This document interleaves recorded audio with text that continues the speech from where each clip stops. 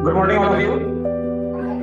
मैं doctor Deendayal Sahu. Communication हम लोग बात करेंगे स्नेक बाइट अवेयरनेस, सर्पदंश जागरूकता। तो जैसा कि आप लोगों को पता है कि बारिश का सीजन चल रहा है, तो इस टाइम पे सांप बहुत ज़्यादा निकलते हैं। क्यों निकलते हैं?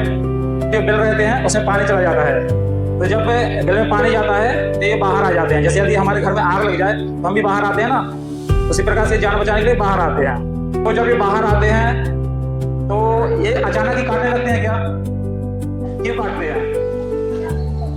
जब उनको लगता है कि उनकी जान को खतरा है तब वो काटते हैं। तो ऐसी कौन कौन सी जगह है जहाँ सांप ज्यादा पाए जाते हैं? जब आप लोग स्कूल आते हैं तो रास्ते में आपको नदी, तालाब, कुआं, जंगल, है ना, ये चीज आपको देखने को मिलती होगी। तो यहाँ पर ये अधिक मात्रा में सांप पाए जाते हैं। जैसे कि आप कुएं के बाजू से जा रहे हैं तो वहाँ पर सांप चुपचाप बैठा है, और आप भी आराम से चुपचाप जा रहे हैं, और वहाँ कहीं पत्थर के नीचे बाजू बैठा है, और आपका पैर एकदम से ऐसा पड़ गया, तो वो फिर एकदम से काट लेगा। क्यों काटेगा? क्योंकि वो तो शांत बैठा था, उसको आपने कोई सिग्नल नहीं दिया कि हम आ रहे हैं। सांप के कान होते हैं कि नहीं?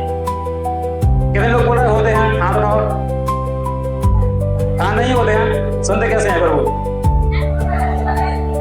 वो वाइब्रेशन को फील करते हैं। जैसे हम चलते हैं ना, तो जो वाइब्रेशन होता है उसको फील करते हैं, उसी के द्वारा वो सुनते हैं। तो यदि आप ऐसी जगह से जा रहे हैं जहाँ पर घास बहुत बड़ी बड़ी है, तो हमें वहाँ चुपचाप नहीं जाना है। हाथ में एक डंडा लेना है और डंडे को ऐसे ऐसे मारते जाओ, या फिर जमीन में मारते जाना है। उससे जो वाइब्रेशन निकलेगा वो सांप सुनेगा और वो अपने आप वहाँ से भाग जाएगा। वो आपसे लड़ने के लिए नहीं बैठा है कि कोई आ रहा है और मैं काट के जाऊंगा। वो तो गलती से काट लेता है। और जैसे आप कहीं से आ रहे हैं, दो गांव से आते हैं, तो थक जाते हो, पेड़ के नीचे बैठ जाते हैं, तो वहाँ पर भी जो पत्थर रहते हैं, हो सकता है कि पीछे सांप बैठा हो, आप लोग चारों तरफ देखते नहीं है और आप सीधा पेड़ के नीचे बैठ जाते हैं।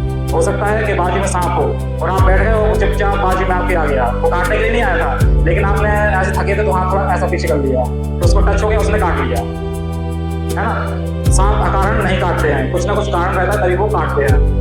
ईंटों का ढेर लगा हो या कोई भी ढेर लगा हो, कबाड़ी का ढेर है, तो वहाँ पर भी सांप हो सकते हैं। यदि आप ईंट या कुछ भी पत्थर वहाँ से उठा रहे हैं तो पहले डंडे से उसको हिला देना है, उसके बाद ही उठाना है, ठीक है। और जैसे आप घर जाते हैं तो घर जाके बैग कहाँ रखते हो?